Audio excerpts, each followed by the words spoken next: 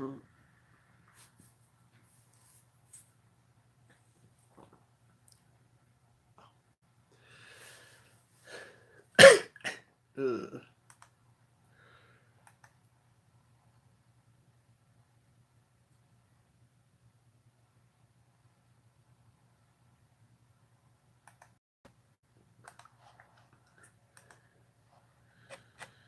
There we go.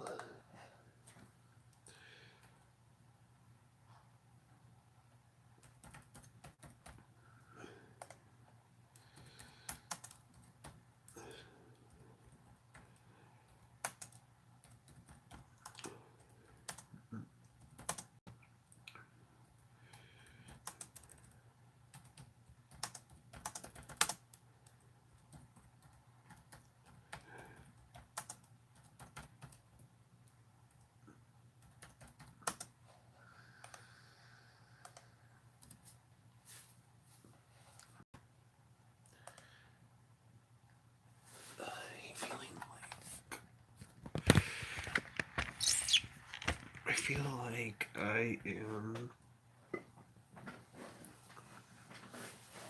I don't feel tall sitting in a normal chair, but there we go. We'll make it work.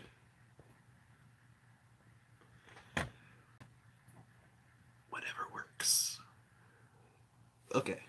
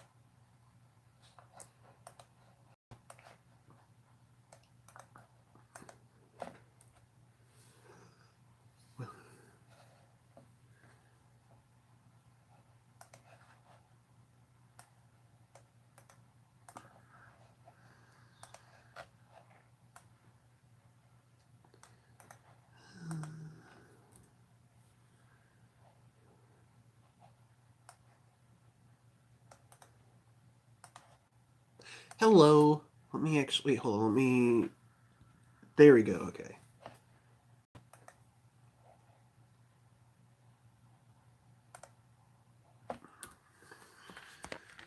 Let me actually just fix this a little bit here.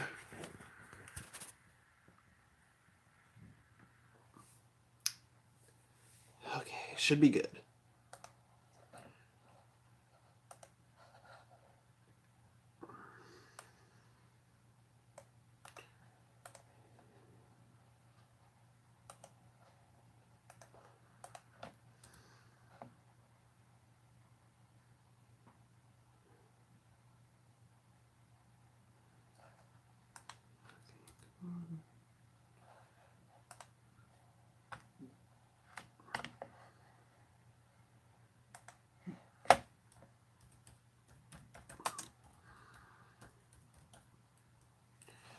Well, let me just wait a minute for some people to show up, and then I'll get started here. Hey, Lily, how are you?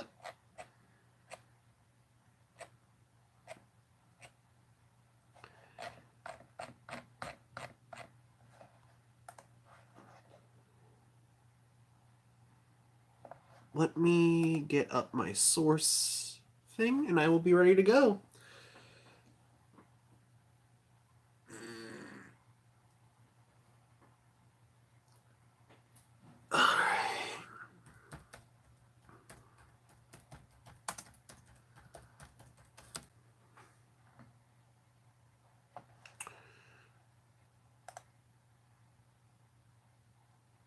All right, I think we're ready to go. Hi guys, thank you for tuning in to Cryptocast, your source for all things cryptid-related, unknown, and paranormal. I'm your host, Parker, and yes, I got a haircut, And yes, I fucking hate it. And yes, I wish I had my long hair back too. So, I wish I never got a haircut. I miss my long hair. I really miss my long hair, honestly. I really do. But it'll grow back. Hopefully. Hopefully I'm not balding yet. I'm only 21. So at least I hope I'm not balding yet. So, as you can tell by the title, tonight we're going to be talking about creatures from Lovecraftian lore. So, pretty much what Lovecraftian lore is, if you don't know what it is pretty much the creatures like Cthulhu, Yog-Sothoth, and all that stuff. And oh, you're all good, Lily. Just take your time. So, we're going to be talking about all these different creatures from Lovecraftian lore, and yeah, we're going to kind of dive into these. So, before we get started, these are kind of outer entities known as the Great Old Ones. And they came from space, and personally, I haven't read any of Lovecraft's books, but I want to. So, I haven't really found any around me, so I'm hoping maybe next time I go to the bookstore or something, maybe I can find a book on Lovecraft lore, because that sounds really cool, and I wanted to do this video because even though I haven't read his books, I do enjoy the creatures. And hold on, I feel like I'm at an angle there, and now I feel like I'm too high. I think that's good. I think we're good now. Okay. I just don't like sitting in these chairs. I feel like I'm way too low. And I don't like it. So first off, we are going to be talking about Shub Nigurath. I'm gonna butcher these names. Heck, I'm probably gonna accidentally summon a great old one while I do this by just saying their names. So this is Nigurath. Shub Nigurath. I don't know what that is. It just looks like a giant thing of roots. And I'm kind of going into this blind because, like I said, I've never read any of the Lovecraft books, though I really want to. So we're going to read about what Shub Nigurath really is. What he really is. Whenever my internet cooperates.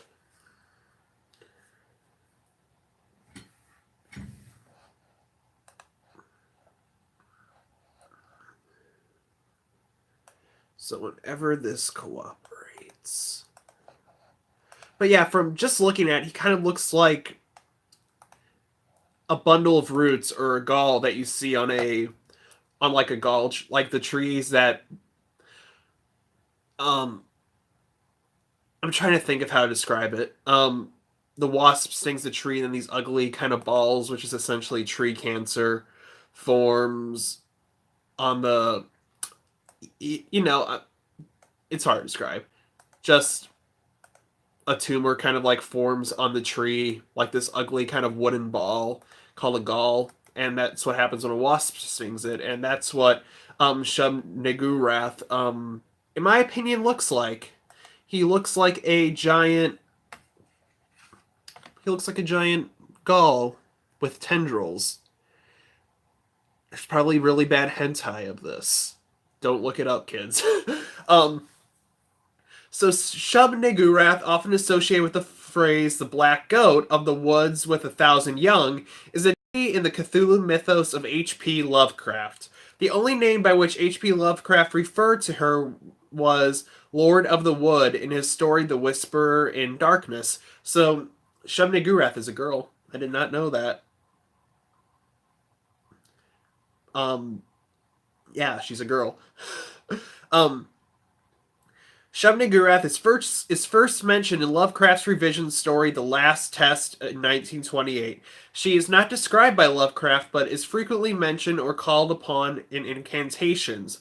Most of her development as a literary figure was carried out by other mythos authors, including August Derleth, Robert Bloch, and Ramsey Cappell. So she wasn't described by Lovecraft. She was created by Lovecraft, but Shub-Niggurath was actually pretty much her character as this creature was drawn out by other authors.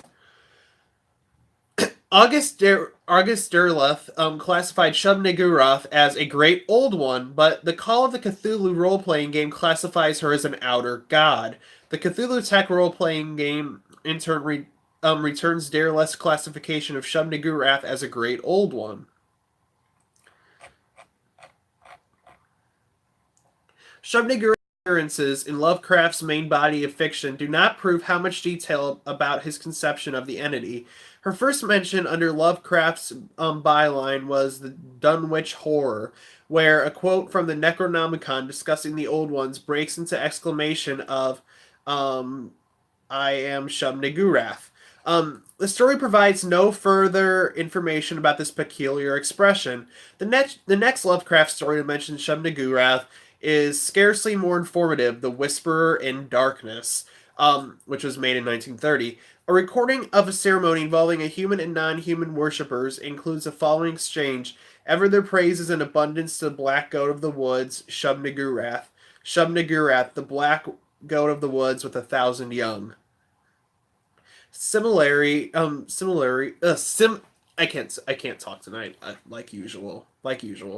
Similarly, oh God, why can't I? Okay, I apologize. I can't talk tonight. Similarly,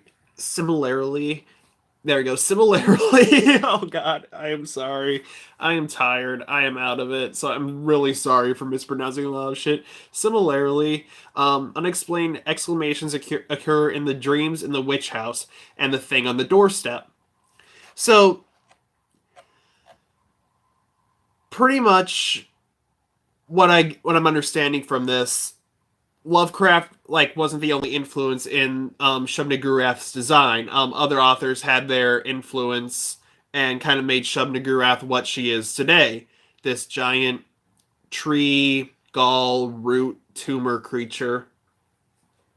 So, although Shub-Niggurath is often associated with the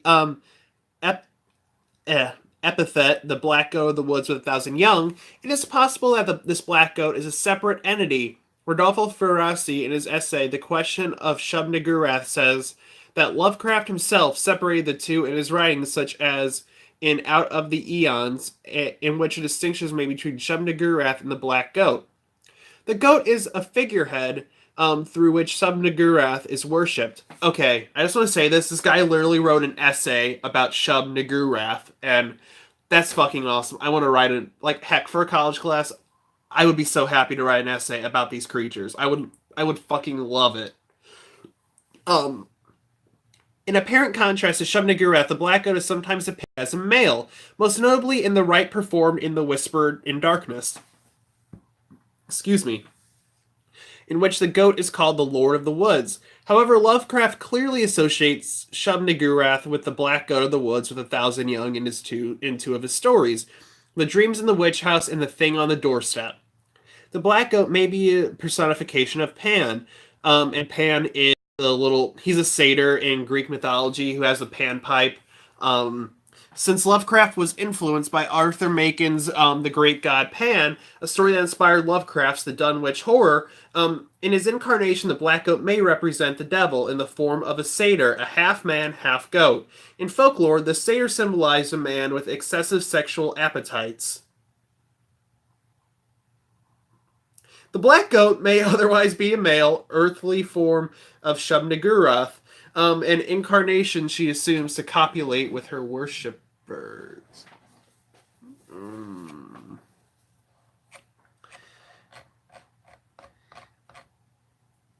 So pretty much what I'm getting at, Shub-Niggurath is a root gall tumor creature that turns into a goat just to make love, all the fun stuff. I don't know how I feel about that. I really don't know how I feel about that. I don't know how I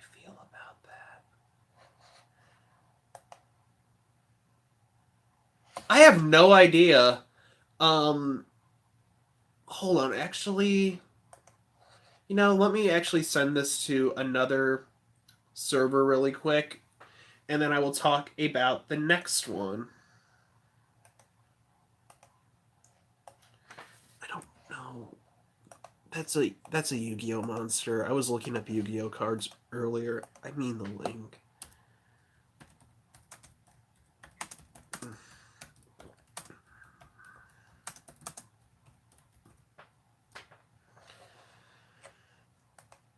All right. So now let's talk about Nyarlathotep. Hey Ren, Nyarlathotep. Nyarlathotep. Nyarlathotep? I'm gonna butcher these Lovecraftian names, but they're he, she, Nyarlathotep. Ugh. My face was like really up close to the camera for a second, and that was horrifying. That was the cryptid, guys. That was the jump scare that you all were waiting for. My face up against the camera. That's scarier than any cryptid. But Nyarlathotep. I'm pretty sure like a half of the people here just come here just to hear me butcher the names, which I'm okay with. Nyarlathotep. Nyarlathotep is a character in the works of H.P. Lovecraft and other writers. The character is commonly known association with its role as a malign deity in the Lovecraft mythos fictional universe, where it is known as the Crawling Chaos. First appearing in Lovecraft's 1920 prose poem of the same name, he was later mentioned in other works by Lovecraft and other writers, and in the tabletop role-playing game making use of the Cthulhu mythos. Later writers describe him as one of the outer gods.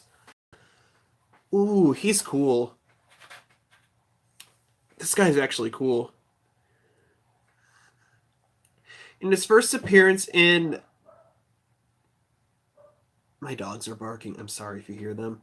Nyarlathotep, he is described as a tall, swarthy man who resembles an ancient Egyptian pharaoh. In this story, he wanders the earth seemingly gathering legions of followers, the narrator of the story among them through his demonstrations of strange and seemingly magical instruments. These followers lose awareness of the world around them, and though the narrator's increasingly unreliable accounts, the reader gets an impression of the world's collapse. This guy's literally fucking Dio. So, this guy, he hides out in Egypt. He looks like an Egyptian pharaoh. He gathers an army of followers, and they lose track of the world around them, like how Dio put the fucking flesh bud in people's heads to control them, and Stardust Crusaders, and it's a fucking JoJo reference. God damn it. Oh my god.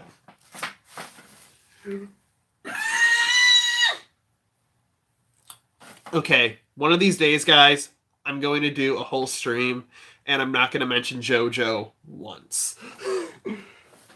Or come across a JoJo reference once. Nyarlathotep subsequently appears as a major character in The Dream Quest of Unknown Kadath, in which he again manifests in the form of an ancient Egyptian pharaoh when he controls the protagonist Randolph Carter. Oh, confronts the protagonist Randolph Carter. Or he could be Yami Yugi from Yu-Gi-Oh! I don't know. The 21st sonnet of Lovecraft's poem cycle. I could do a stream about that. JoJo! I could do a JoJo stream. Oh, God. Okay.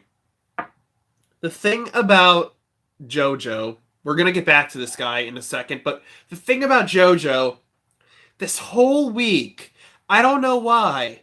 I don't know why. Actually, yes, I do know why. I have had JoJo Part 3 second opening End of the World stuck in my head all week, and literally just like at times I'm just walking around public and I just catch myself going aura aura aura aura, and then like Dio's part I go muda muda muda muda, and I just like catch myself doing it, and I know why I'm doing it. One of my friends put it on their Snapchat story because they got a little Jotaro Nendoroid figure, and they played End of the World in the background with that aura aura aura. And the thing is, that's why I've had End of the World stuck in my head. Pineapple, if you're watching, I blame you. But no, it's okay. It's a good thing. It's a good thing. Once you get sucked into the JoJo void, um, it's very very hard coming out. So, let me see. In the dreams in the witch house, Nyarla Hotep appears to Walter Gilman and witch Gaia Mason, who has made a pact with the entity in the form of the Black Man of the witch cult, a black-skinned avatar of the devil described by witch hunters.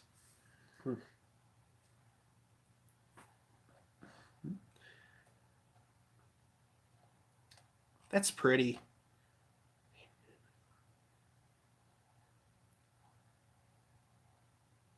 I just read something fucking amazing. Okay. So in this Lovecraft comic, Nyarlathotep transforms himself into Nikola Tesla. Oh my god, he literally transforms himself into Nikola Tesla. Like, look at this, I'm not even joking. Nyarlathotep in the guise of Nikola Tesla. He turns into Nikola Tesla. Oh my god. Finally, in The Hunter of the Dark, the nocturnal tentacled bat-winged monster dwelling in the steeple of the Starry Wisdom Sex Church is identified as another manifestation of Nyarlathotep. This avatar cannot tolerate the slightest light.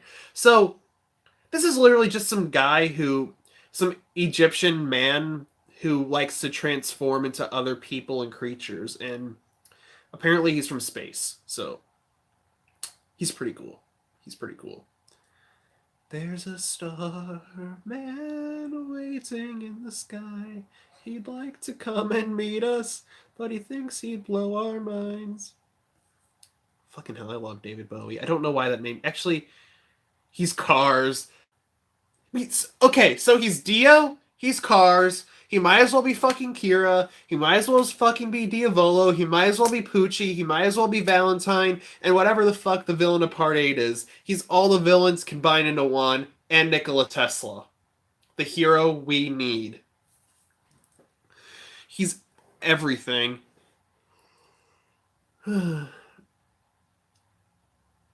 So let me see. So pretty much just talks about how he likes to hide his face a lot. He doesn't like to show his face. And he's a shapeshifter. So yeah, he's a shapeshifter. He likes to hide his face. He doesn't like people knowing who he is.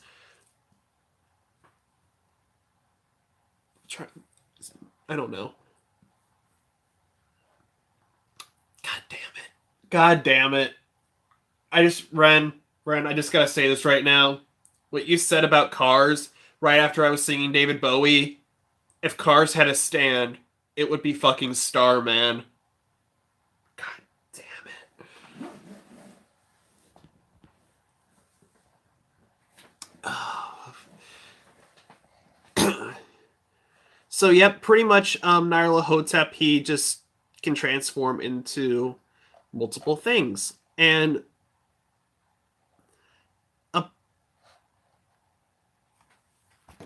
And apparently that is his true form.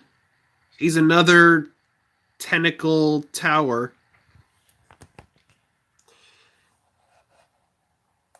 You know, if I drank, I would have a drink with that guy. He seems nice.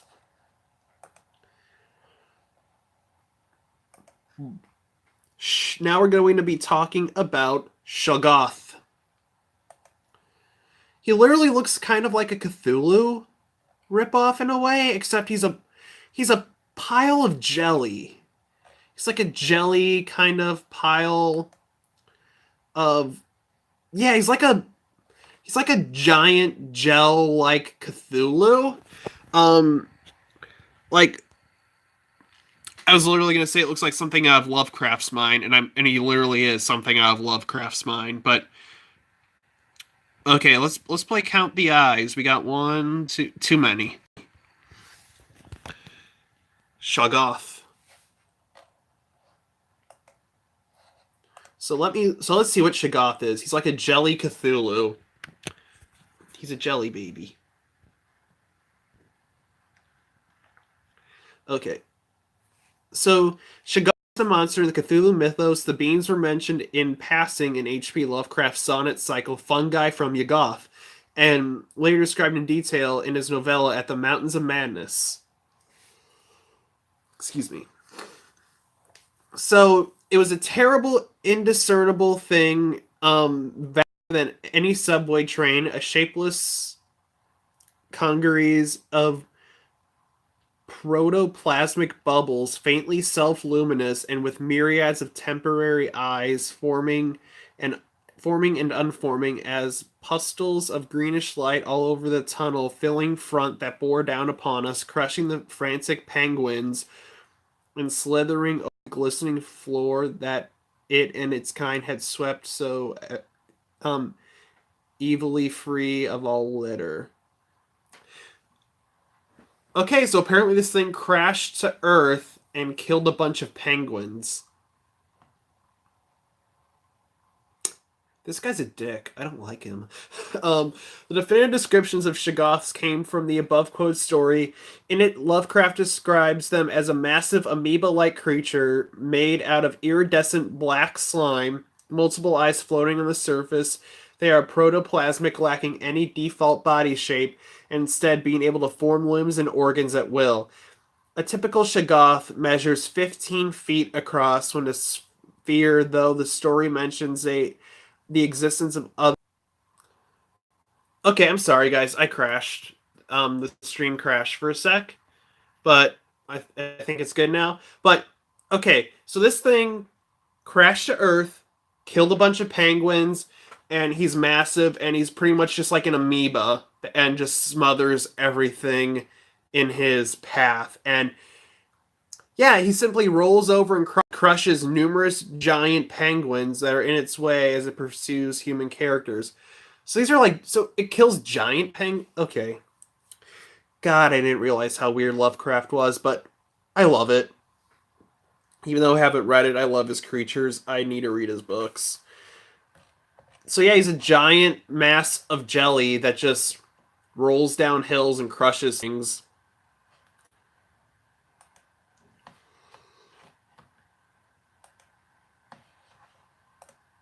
Okay, now let me see. This one is called Migo. That's easy to say. Migo. Oh, he's like a little dragon with a spider head. Or some kind of or a bug head. But he's a little dragon. He's a friend. Let's see what it has to say about him. Migo? Is Migo related to Shigo from Kim Possible? Tia, hi! Oh, and you're lucky. You're really lucky. Migo are a fictional race of extraterrestrials created by H.P. Lovecraft and used by others in the Cthulhu mythos setting. The word Migo comes from the Migu, a Tibetan word for Yeti. These fuckers are not Yeti. I just know. The aliens are fungus-based life forms which are extremely varied due to their prodigious surgical, biological, chemical, and mechanical skill. The variants witnessed by Akeli in The Whisperer in Darkness look like winged humanoid crabs and do not resemble Yeti. I like wing crabs. Migo are first named as such in Lovecraft's short story, The Whisperer in Darkness. However, this is considered an elaboration on earlier references to his sonnet, Cycle Fungi from Yuggoth. Hi, Lily. To descriptions of alien vegetation on dream worlds. The Migo have appeared across a range of media set in the Cthulhu mythos. They might be a reference to Yeti crabs. That's actually a good idea. I didn't think of that. Okay, next time I get a Crabominable in Pokemon, I'm gonna name it Migo. And if I get a girl, name it Shigo, like Shigo from Kim Possible. So I'll have Migo and Shigo. I don't know. I try to be funny. I try so hard. The Migo are large, pinkish fungoid crustaceans like entities the size of a man, where a head would be. They have a convoluted ellip- ellipsi- ellipsoid composed of pyramided fleshy rings that cover the antenna. They are about 5 feet long, and their crustacean-like bodies bear numerous sets of paired appendages. They possess a pair of membranous bat-like wings, which are used to fly through the aether of outer space. The wings do not function well on Earth. Several other races in Lovecraft's mythos also have wings like these. Okay. So they're capable of going into suspended animation until softened and rehydrated by the sun or some other source of heat. Okay, so yeah, they don't like. I guess it doesn't say what can put them into that suspended animation state, but it says the sun brings them back to life. So I don't know what puts them, like if it's water or what. The Mio can transport humans to Pluto and beyond, and back again by removing the subject's brain and placing it into a brain cylinder as an isolated brain which can be attached to external devices to allow it to see, hear, and speak. Those things aren't taking my brain. Well, actually, yeah, they can have it. In The Whisper in Darkness, the Migo are heard to give praise to Nyarlathotep and Shub-Niggurath in suggesting some of the worship of their moral system is completely alien, making them seem highly malicious from a human perspective. So, pretty much what they are, they're just misunderstood crab people. They're literally Karkat.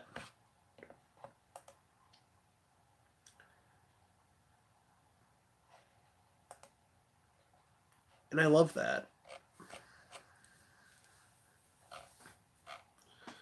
Let me see.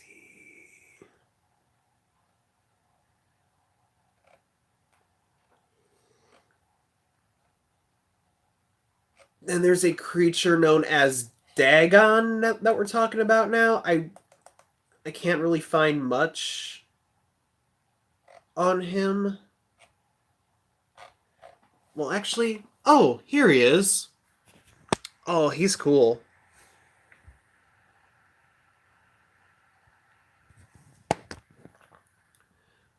Or Dagon.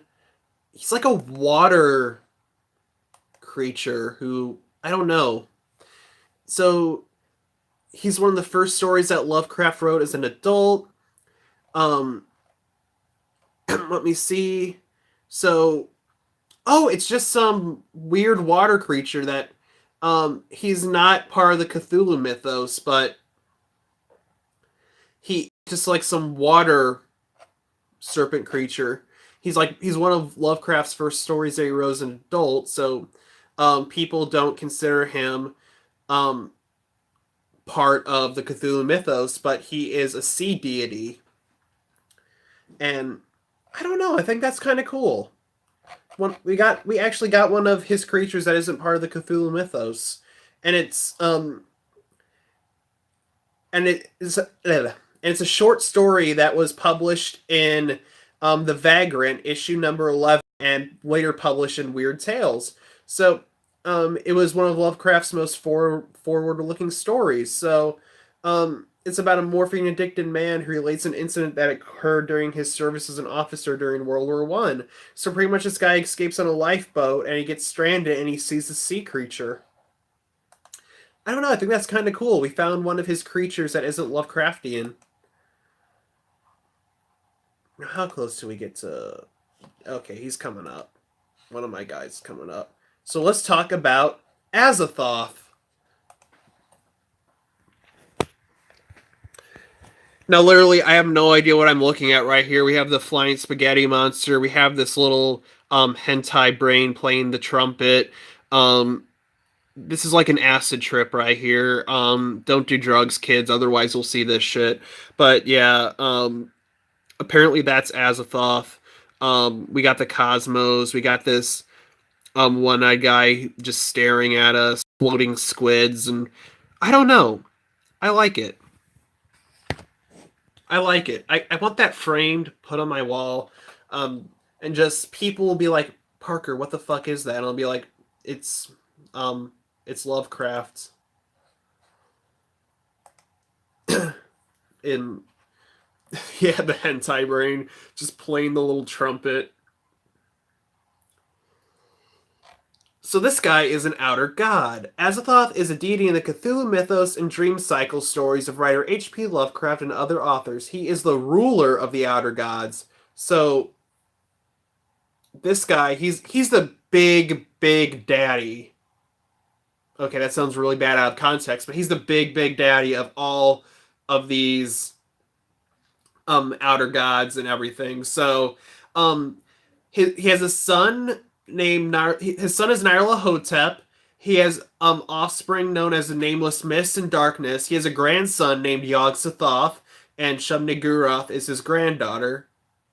Nug is his great grandchild. Yeb is his great is another one of his great grandchildren. Wilbur Whately is a great grandson. Cthulhu is his great grandson, and Sothuga is his great grandson as well. So this little, well, I mean, he's got the hentai tentacles, okay? People are into that, so that's probably why he has so many kids. Actually, no.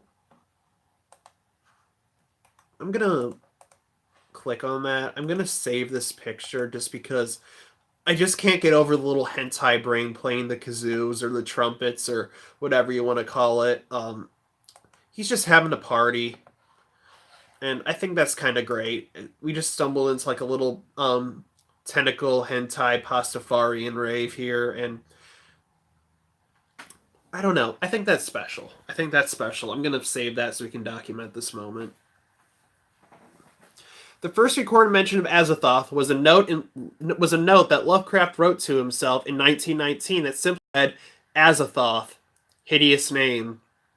Mythos editor Robert M. Price argues that Lovecraft could have combined the biblical names of I think we're gonna be friends. Kazoo noises.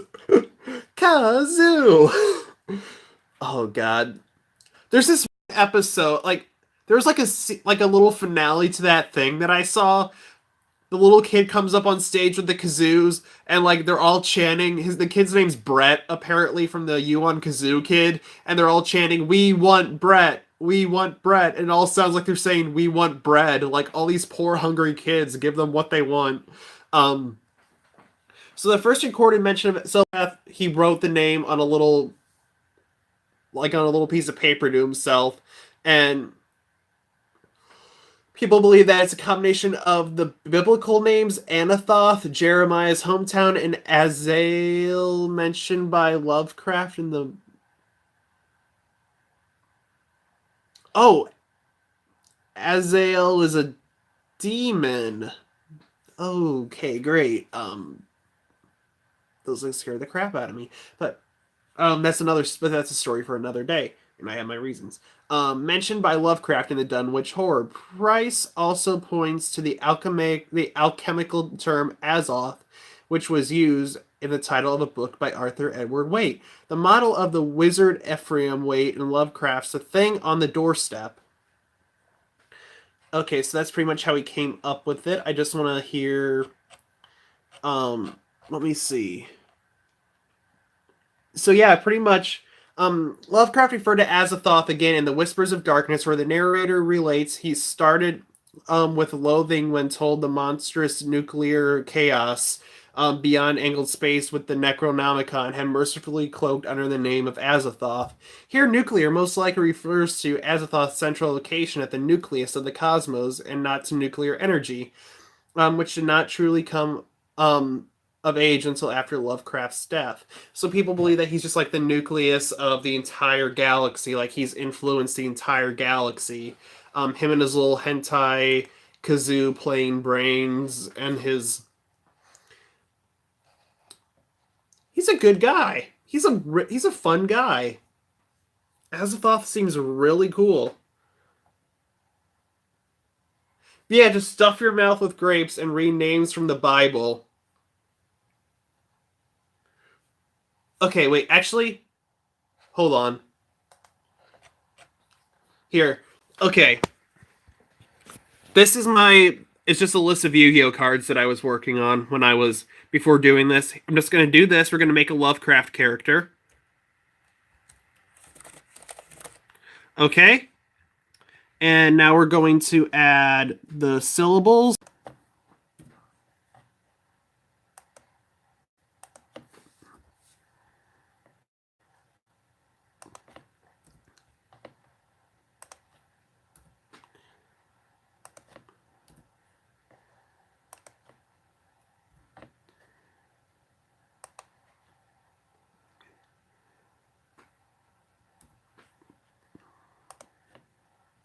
So here's our new Lovecraft outer entity creature. We got Soghaji Kuman Bughoyage. Soghaji Kuman Bughoyage.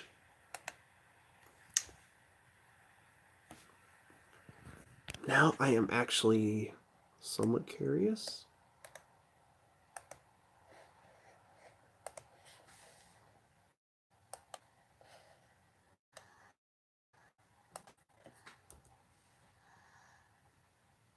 It doesn't exist. Well, it does now, Google. It exists now. It exists now. It's canon. This is a new Cthulhu creature guy. I don't know. I was kind of hoping that I would kind of make this like a little serious episode, but I just can't pronounce these creatures' names, and which means it's hard for me to take it seriously. But I try my best. So this is an elder thing, and then just seeing how the way some of these things are like depicted, it's just really hard. Like this looks like a football with like I don't know. This reminds me of the flying spaghetti monster. It looks like a football with tentacles, wings, and the flying spaghetti monster's head. It's called the Elder Thing, and I don't know what that is. Here's a more better interpretation of it. It's just a winged octopus with slug eyes. I actually really like that. Holy crap, that's cool.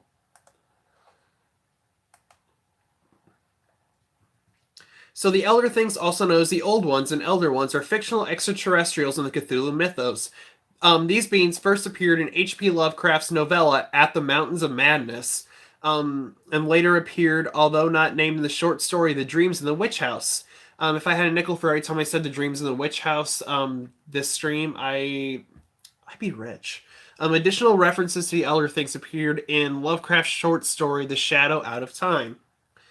So description of a partial headless body, 6 feet to end, 3 5/10 feet central diameter, tapering to 1 foot at each end, like a barrel with 5 bulging ridges in place of staves, lateral breakages as of finished stalks are at equator in the middle of these ridges. In furrows between ridges are curious growths, combs, or wings that fold up and spread out like fans, which gives almost 7-foot wingspread arrangement reminds you of one of the certain monsters of primal myth, especially fabled elder things in the Necronomicon. H.P. Lovecraft and the Mountains of Madness. Okay, that did not make any sense to me. It was all mathematical terms. So they're extraterrestrial species that came to Earth colonizing the planet about 1 billion years ago. They stood roughly 8 feet tall and had the appearance of a huge oval-shaped barrel with starfish-like appendages at both ends. Oh, they're starfish. That actually makes a lot of sense. The top appendage was a head adorned with 5 eyes, 5 eating tubes, and a set of cilia for seeing without light.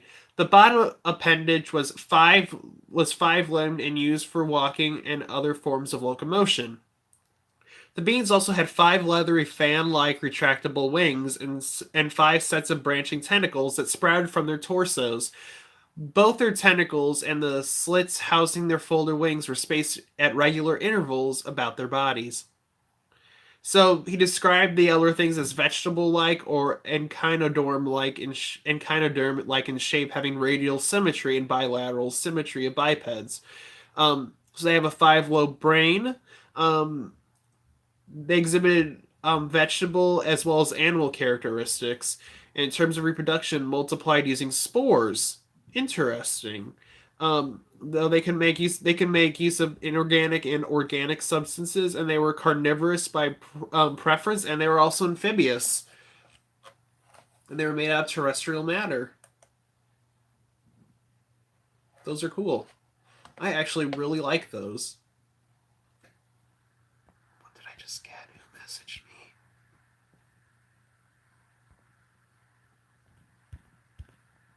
But no, those are cool.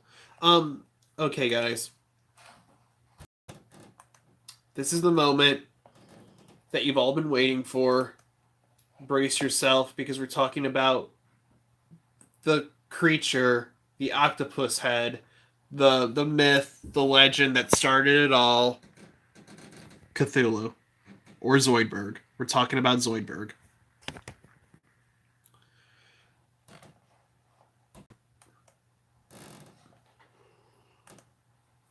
So let's talk about Cthulhu. Because he's a cool guy. He's fun. So Cthulhu is a fictional cosmic entity created by writer H.P. Lovecraft. Your girlfriend's spirit animal is Cthulhu. He was first introduced in The Call of Cthulhu, published in the American pulp magazine Weird Tales in 1928, and he's considered a great old one within the pantheon of Lovecraftian cosmic entities. The creature has been featured in numerous popular cultural references, and he's a gigantic entity worshipped by cultists. He is like the head of an octopus, wings, and he's really cool. I can see why he's like one of the most popular out of all of Lovecraft's creatures, because he's really cool. So this is just how you pronounce the name. I think we kind of all know. You were summoned by Cthulhu.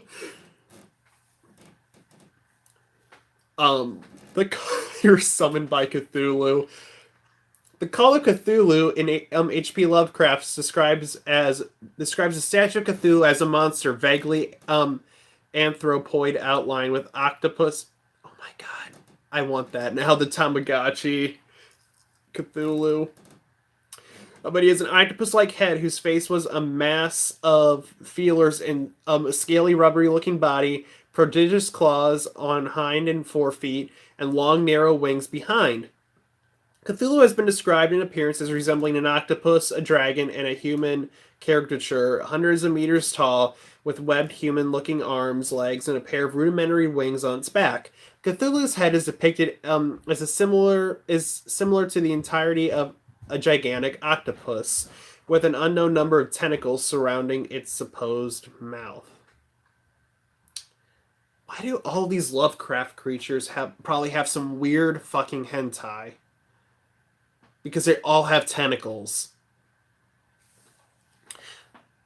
I'm not going to look this up, but I feel like I should, but I'm not going to.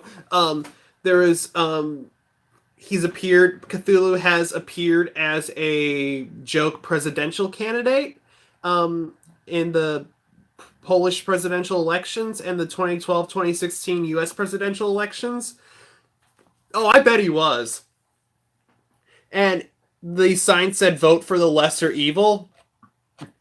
And pretty much people believe that Cthulhu is trapped under one of the oceans, sleeping, waiting for people to wake up, like waiting to be woken up so he can destroy the world. So it's probably best that he's not little, he's huge, that this giant octopus man is asleep down in the bottom of the ocean. And how can he breathe down there? Well, actually, he is a god, technically.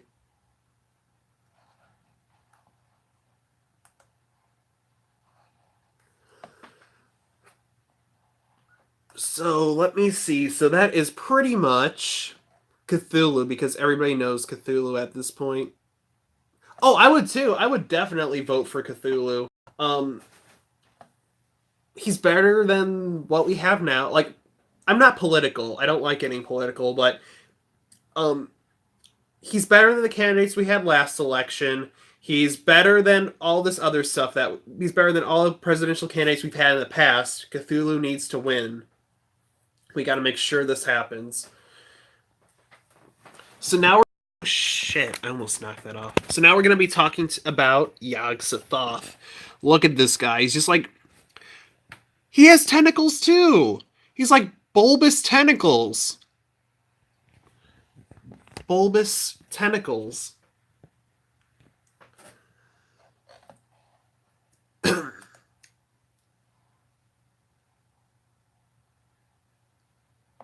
Guys, before we get into Yog-Sothoth, I just want to show you that picture that I found about the little hentai brain. It's right there. And it's labeled as the flying spaghetti monster.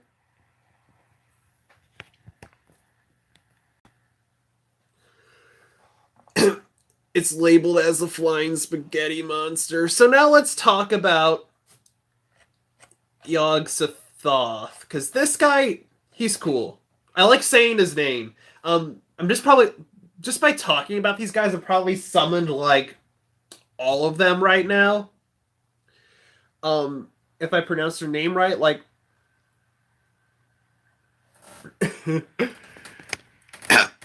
okay, guys, let me know in the comments section or in the chat or whatever you want to do. Do you think that the flying spaghetti monster should be considered an outer entity in the Cthulhu lore? I think he should. I personally think he should. He's got the tentacles. He fits perfectly into the Cthulhu mythos. So, Yog-Sothoth is a cosmic entity in the fictional Cthulhu mythos. Yog-Sothoth's name was first mentioned in. I do. Oh crap! Where is he? I do have a little Cthulhu figure. That I meant to bring out, but considering I switched my topics last minute because I was going to be talking about shadow people today, but my one friend couldn't make it out on the stream today to talk about them, so I decided just to switch it to the Cthulhu creatures from the Lovecraft mythos and everything. So yeah, I was honestly, you guys can probably tell I was really, really unprepared for this because I was literally, because I just had to switch them around. So next week's going to be Shadow People and instead of Lovecraft because I'm doing that today. So I'm kind of unprepared. So sorry, the stream's kind of all over the fucking place today. But he said to take the form of a conglomerate.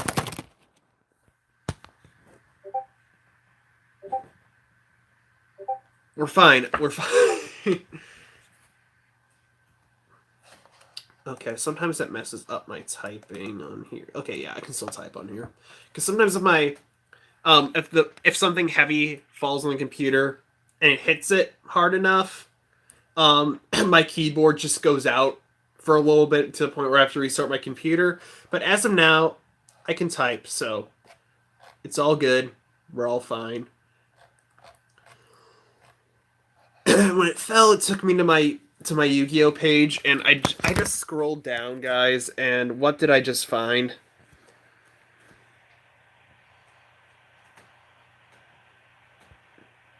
This is what I have to deal with on a regular basis.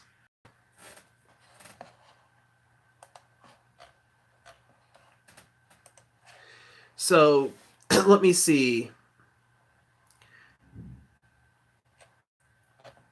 Yeah, I did not do research on these guys at all, so I'm just the wiki. But, so, imagination called shocking form of fat.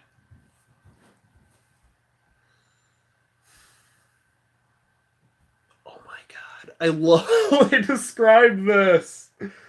Oh my gosh. So Hazel Held and H.P. Lovecraft this in the horror at the museum described Yog-Sothoth as this. Imagine the shocking form of fabulous Yog-Sothoth. Yog-Sothoth is fabulous. Is Yog-Sothoth a gay icon now? I feel like he should be. I feel like that's totally valid, and I would not be mad in the slightest.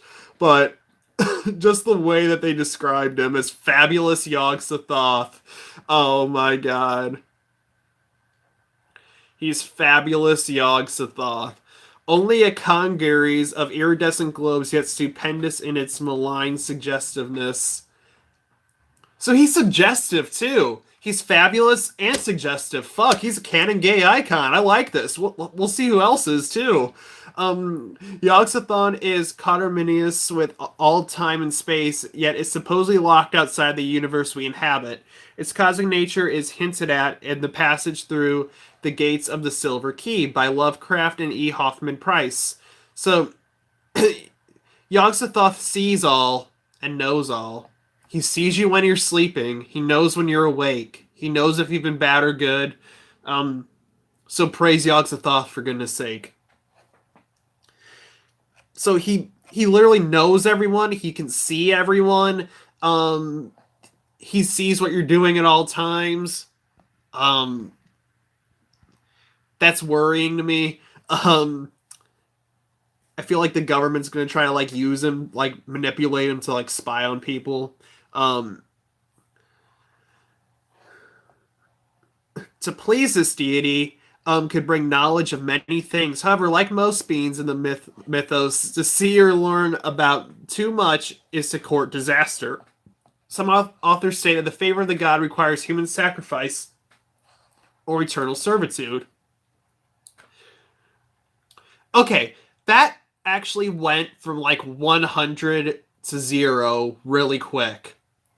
So you either have to kill someone or just serve Yogg-Sothoth for life. That just went from 100 to 0 really fucking quick. Okay, so now we have 6 more left. I'm going to see how many I can get done here. We have a creature who looks like an angler fish on steroids, known as the Deep One. And he's pretty. I like him. I keep this guy in my fish tank. I like him. He looks like a piranha or an anglerfish or my dad.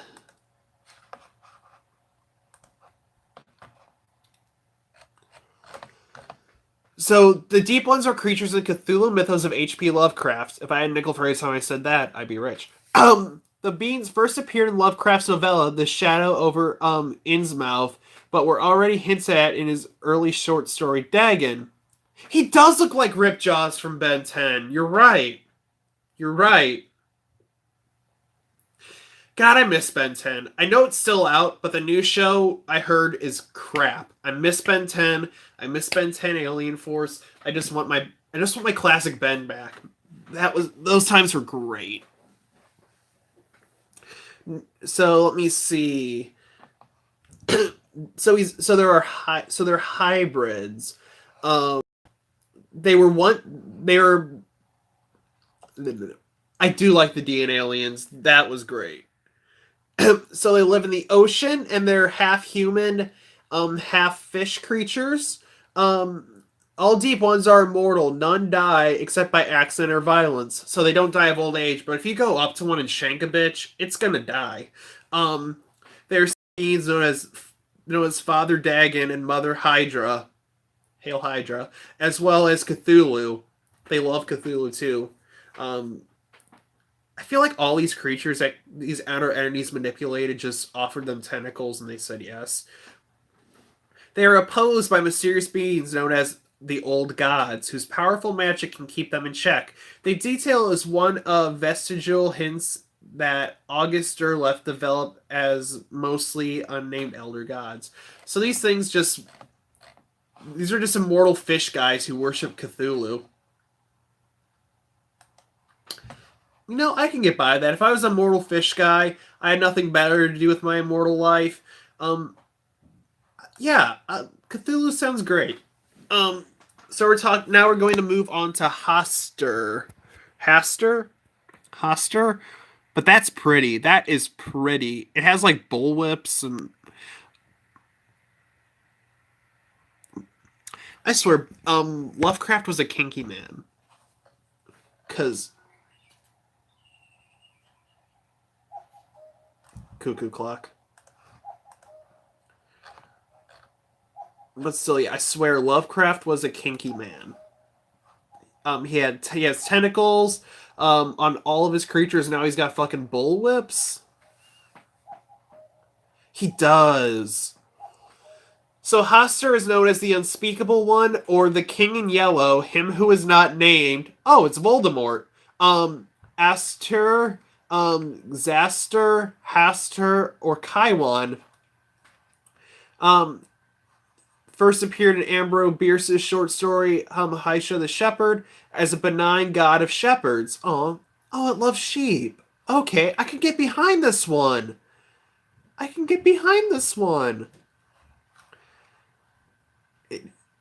It represents both a person and place associated with the names of several stars. I like this one. It's got bullwhips, and it likes Harry Potter apparently, and it's sheep. It loves sheep. This is amazing. I love this one.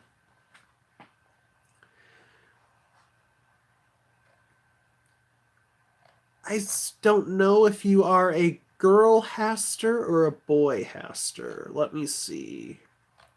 It doesn't say, so I just like them. I think they're cool. It says right here, Haster is a he. So there's a picture of Haster with tentacles. So we've seen Haster with tentacles, and we've seen Haster with bullwhips. This is by far the kinkiest of the outer gods that we have seen thus far. And I like it. I really do. But no, like, literally when I just see like these weird creatures, like they're just like so weird, like these, like out of Lovecraft's mind, they're so cool, but it's funny.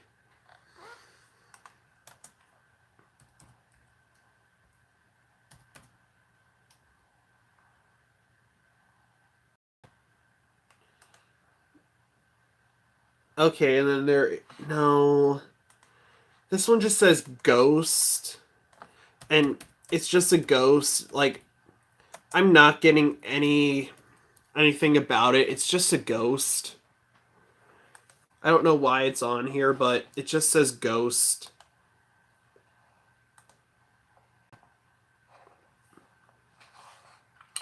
Now we're talking about Shantak. That sounds like a prescription drug, like if you're constipated or something. Constipated? Haven't taken a poop in weeks? Try Shantak. But Shantak is in reality this huge dragon creature. I don't know what that guy thinks he can do with that gun against that. But hey, whatever floats his boat. Out of all of these, this is like the most vanilla one I have seen. It doesn't have tentacles, doesn't have bullwhips. This is just like the most vanilla one I've ever seen. out of Lovecraft so far. A Shantak is a fictional creature in the writings of Lovecraft. He's part of the Cthulhu mythos. There's not a lot on this guy. So a Shantak is a huge, scaly, bird-like creature, vanilla ice cream dragon. Bird-like creatures with bat-like wings, slimy skin, and two strong talons that live in cold wastes of Earth's streamlands, serving Nyarlathotep. Oh, they worship the Mummy Man. Shantaks are sometimes summoned to serve as steeds. They are hunted by the elder god Nodens and greatly fear Ninguts.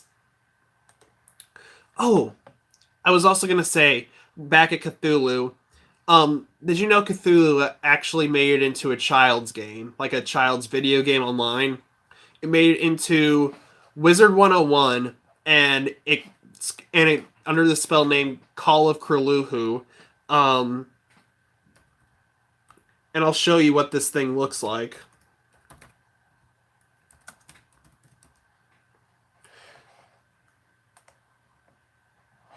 So, yeah, it actually made into a children's card game. So, like not card, like a children's online card game. So here it is. This is what Cthulhu is. Call of Cthulhu. Oh no, I accidentally flipped it around.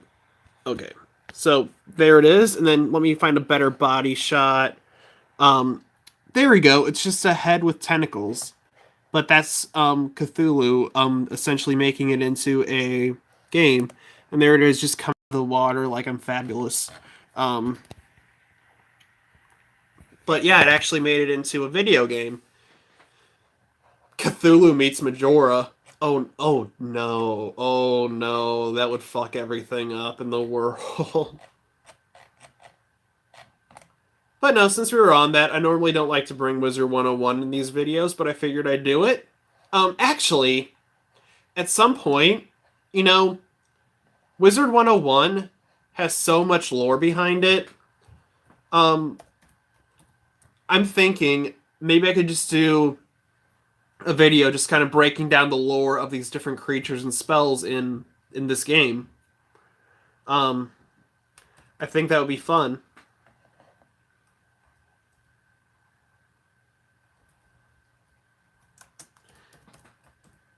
That'll probably be a good stream in April. So now we're talking about Gug. Oh, he's a little monkey man. Oh, that's cool. Gug.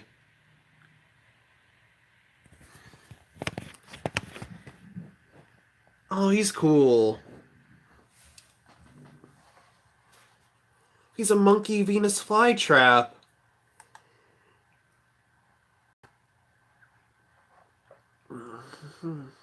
Gugs are 16 feet tall and weigh nearly 2,000 pounds. Well, shit. Gugs are a species of creatures found in the Dream Quest of Unknown Kadath. They are large black furred beasts with vertically opening fanged jaws.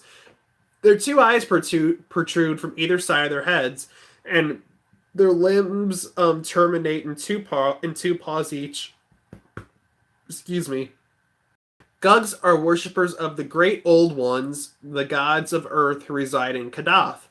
So, yeah, they're just giant gorilla creatures that worship Cthulhu. Now we're on the last creature. His name is Sathaga, and I found the coolest picture of Sathaga. Why does this guy look like a villain in Dragon Ball Z?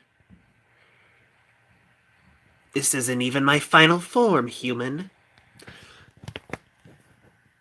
But no, I think he's cool. This guy's a nice guy. Oh, he's a giant frog creature. Hello. Oh, he's got a... Oh, no. Oh, no. Oh, he's a giant frog creature. He's got that long tongue. This guy tries to act vanilla, but is secretly not. Oh my god. So he's a supernatural entity in the Cthulhu mythos. He's the creation. Oh, so this is one that was not created by Lovecraft. He was created by American writer Clark Ashton Smith and is part of the Hyperion cycle. So he's not even created by Lovecraft, but um, I like him. So he appeared. So let me see. He was a very squat and pot-bellied. His head was more like a monstrous toad than a deity, and his whole body was covered with an imitation of short fur, giving somehow a vague sensation of both the bat and the sloth. His sleepy lids were half lowered over his globular eyes, and the tip of a queer tongue issued from his fat mouth.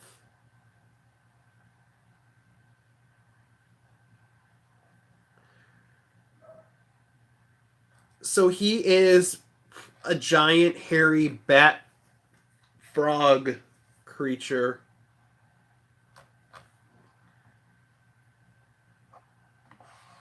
I think that's kind of cool.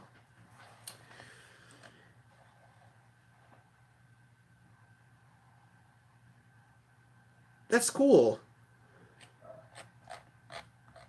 That's cool. And then before I sign off here,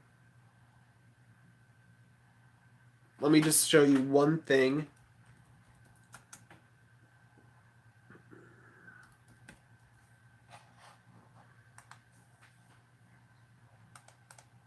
Okay. So if I can actually find them on here, this would be honestly great. Actually, I did find them. So let me see. Oh, come on. They there is actually, believe it or not, the outer entities and the older entities, they made it into the trading card game Yu-Gi-Oh! And these are, and the artwork on these is really cool. So I'm going to show you guys some of these. So this is Elder Entity Norden.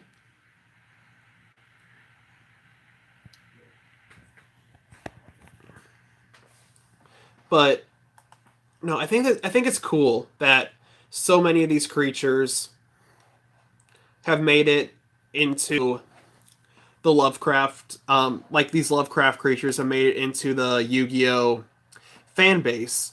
And this is Outer Entity Nyrala, and believe it or not, that is a Yu-Gi-Oh card artwork.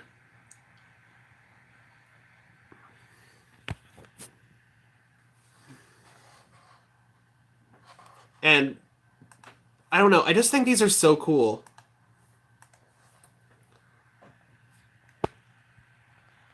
No, I've seen them in English before. They came out in a recent English set. Well, actually, by recent I mean like last year. They came out at some point last year. So, yeah, they're official TCG cards now. But I mean, still, I thought that would be very, very cool to bring up in this video. And there's Azathoth is literally just outer entity as a thought. But yeah, I mean, even though these are essentially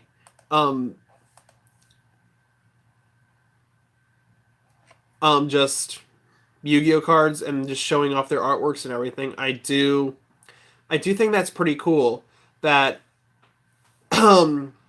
these Yu-Gi-Oh monsters actually, that these Lovecraft creatures actually made it into the I just think it's cool. There's our little guy.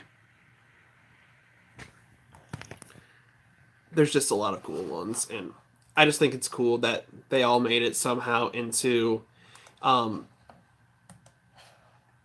just a kid's game, or trading card game, whatever you want to call it. I just think it's so cool that all of these outer entities, these old ones, all these creatures just made it into Lovecraft lore, and I just think that's pretty cool.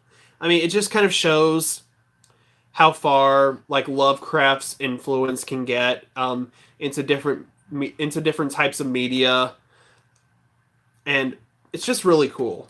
I I know I've been saying that for like 5 minutes, Jesus Christ, but no, I do. I think that's great that this happened. And I believe I found the Cthulhu card, I want to say.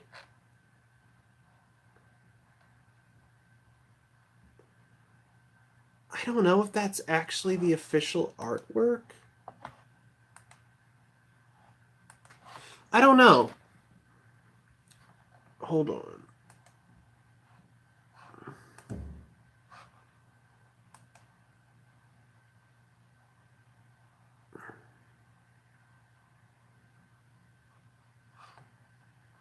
Old Entity Cthulhu.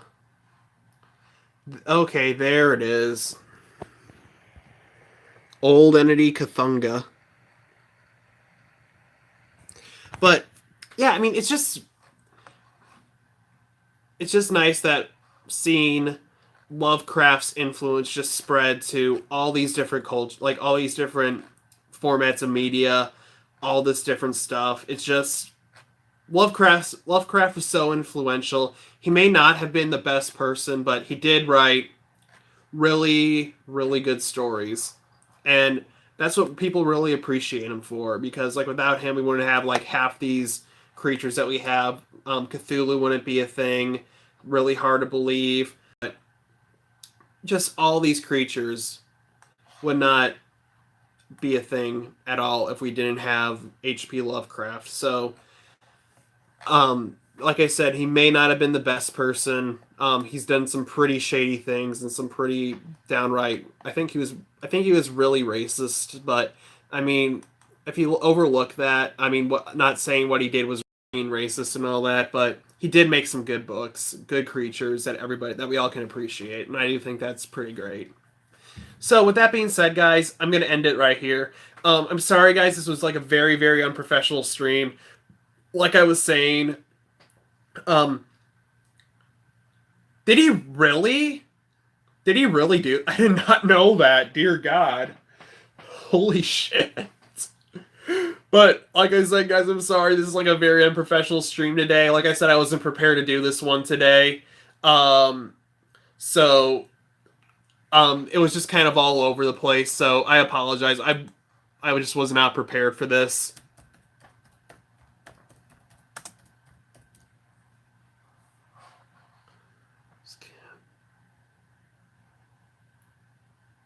Holy shit, he did name his cat that. Jesus Christ.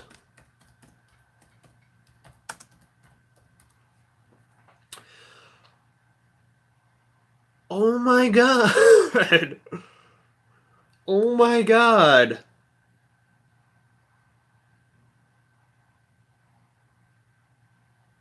He did name his cat that. I'm actually shocked. Oh my gosh. He actually named his cat that. Oh my gosh. Oh my gosh. I can't get over that now.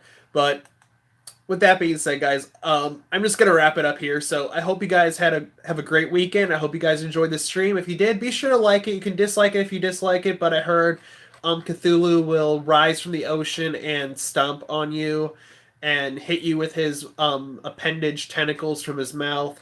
So if you don't want that to happen, please be sure to like this video. Also, if you're new to this channel, subscribe. I'd really appreciate it. Become a member of the Crypto Crew today. So yeah, I really appreciate you guys coming out. Next week, I am going to be talking about Shadow People, and after that, it's going to be April. and I honestly have a very, very good April 1st, April Fool's Day stream for you guys. So just be ready for that. It's going to be fun.